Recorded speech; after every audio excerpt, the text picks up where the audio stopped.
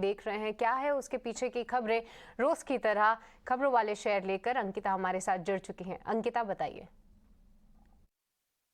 जी, सो ये है स्टॉक्स जो आज की ट्रेडिंग सेशन में फोकस में बने हुए हैं। जो सबसे पहला स्टॉक है वो है आरवीएनएल का। ये स्टॉक कम से कम 8% ऊपर था आज की ट्रेडिंग सेशन में। इसका रीज़न ये है कि ये सबसे लोएस्ट बिडर के नाम पे इमर्ज हुआ है चेन्नई मेट्रो रेल के सेकंड फेज के प्रोजेक्ट के लिए, और इसी के चलते ये आज फोकस से बना हुआ है आरवीएनएल। अगला स्टॉक जो है वो है सैटर्न क्रेडिट केयर का। ये कम से कम 14% ऊपर था आज की ट्रेडिंग सेशन में, क्योंकि इनके Q4 नंबर्स आए हैं। उसके चलते उनकी जो रेवेन्यूज़ हैं वो कम से कम 18% ऊपर हैं on year on year basis.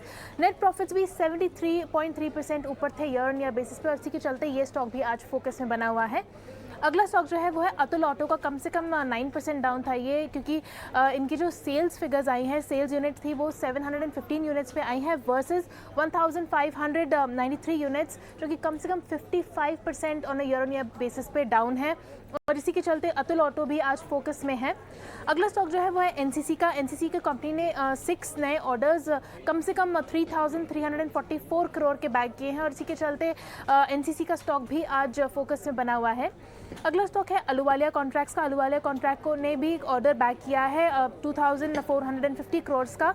ये है छत्रपति शिवाजी महाराज टर्मिनस के रीडेवलपमेंट के लिए इन्होंने बैक किया है from rail and land development authority से, और इसी के चलते अहलुवालिया कॉन्ट्रैक्ट्स का स्टॉक भी आज की ट्रेडिंग सेशन में फोकस में है।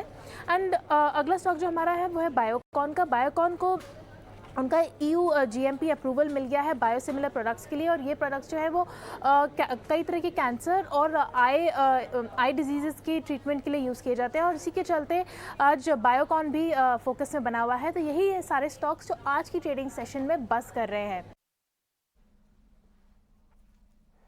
ओके, बहुत बहुत शुक्रिया अंकिता, ये पूरी लिस्ट हमारे दर्शकों के सामने रखने के लिए। तो कई सारे स्टॉक्स जो हैं वो फोकस में हैं, और आप स्क्रीन पे देखेंगे तो अतुल ऑटो, ये पर्टिकुलर काउंटर करीब 9% आज गिरता हुआ नज़र आया है बढ़ते बाजार में, क्योंकि अप्रैल सेल्स जो कंपनी ने रिपोर्ट की थी वो काफ़ी कमज़ोर देखने को मिली थी।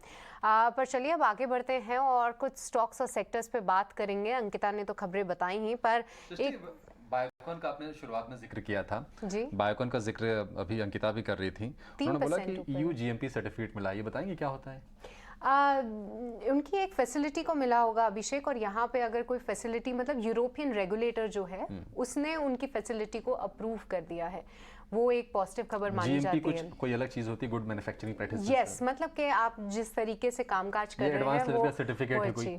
हाँ, वही कि जो सर्टिफिकेशन है, मतलब आप जिस तरीके से फैसिलिटी को बना रहे हैं, चला रहे हैं, वो एक अच्छा माना जाता है। अब इसके बाद जो है कौन सी ड्रग के लिए वो फाइल करती है और फिर वहां पे कौन से तरीके के अप्रूवल्स मिलते हैं, वो सब ध्यान देना इम्पोर्टेंट रहता है। पर आज 3% की तेजी है, और बायोकॉन में 3% की तेजी है, समझ लीजिए कि मतलब बाजार का मूड अच्छा है।